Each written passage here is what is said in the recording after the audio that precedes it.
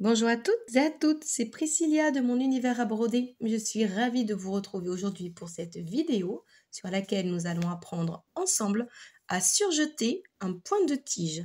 Comme vous le voyez sur le mandala Zoé, vous avez en lien dans la description l'accès à la boutique où vous pouvez retrouver le kit complet avec les fils que j'ai utilisés ou bien avec la toile imprimée et les fiches explicatives de ce modèle qui est le mandala Zoé. Vous retrouverez tous les points sur YouTube expliqués un à un. Donc vous pouvez suivre étape par étape. Il est de niveau débutant. Donc, comme je vous le disais, sur ce modèle, juste là où nous avons déjà avancé ensemble, vous avez le point de tige qui a été rebrodé que nous avons fait ici en vert clair et nous allons utiliser le pétale du milieu pour faire un surjet du point de tige. Pour cela, vous pouvez préparer un fil de couleur corail comme moi en référence 347 et nous allons commencer ce petit surjet. Donc au préalable, vous avez besoin bien évidemment d'effectuer un point de tige. Si vous ne savez pas comment effectuer le point de tige, vous retrouverez dans les vidéos de la chaîne une vidéo expliquant exactement ce point. Je vais donc me fixer à l'arrière juste ici pour pouvoir commencer ce point. Je glisse mon aiguille en dessous d'un point déjà brodé, puis je passe dans la boucle.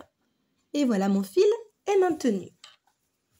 Pour effectuer ce point, vous allez devoir sortir à la base de votre point de tige sur la gauche.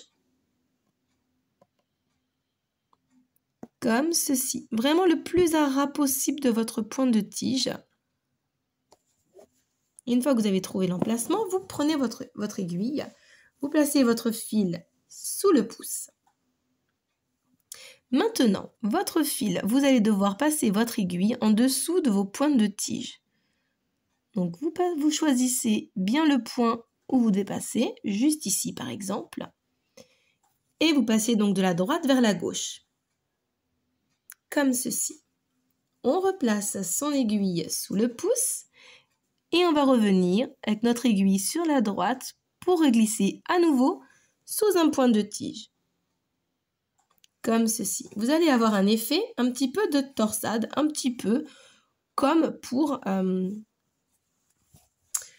le sucre d'orge, pardon, je cherchais mes mots. Vous voyez, on commence déjà à voir ce que cela peut donner, surtout si vous utilisez des fils contrastés. Donc, on continue, on maintient bien son fil avec le pouce gauche et on passe de la droite à la gauche.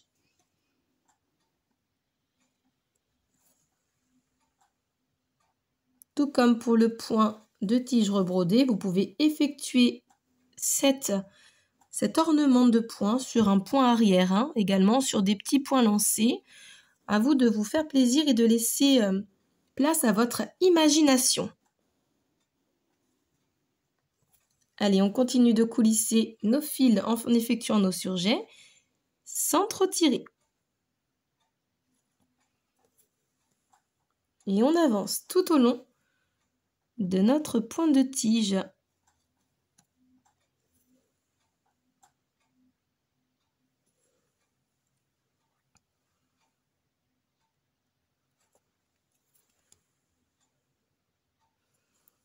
Vous prenez bien soin de faire tourner votre ouvrage et on continue.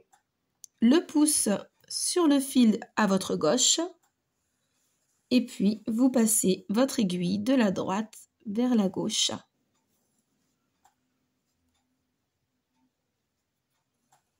Comme ceci. C'est un point décoratif qui se fait, comme vous le voyez, assez rapidement et assez simplement.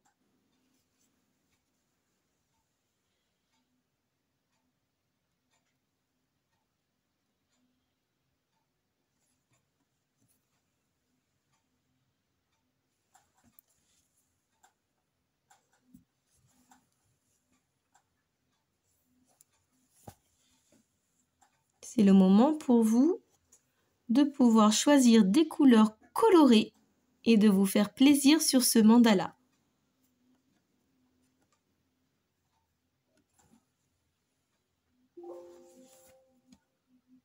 On va bien placer nos fils pour nous éviter d'avoir ce petit décalage, comme vous le voyez.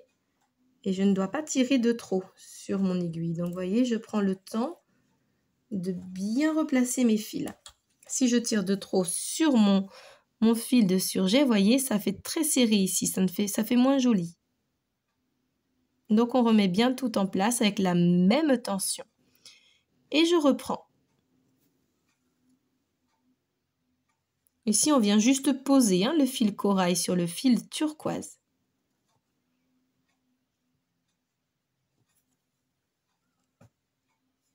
Et nous sommes presque arrivés à la fin de notre pétale.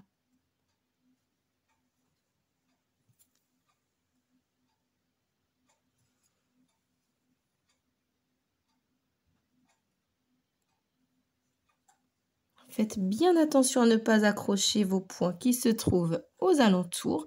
Et puis pour terminer notre point, je vais venir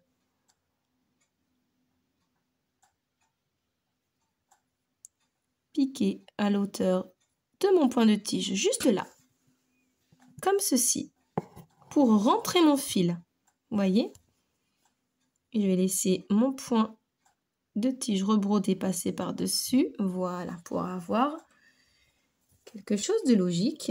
Et je vais fixer mon fil. Je garderai ce fil pour faire le pétale suivant qui sera surjeté également.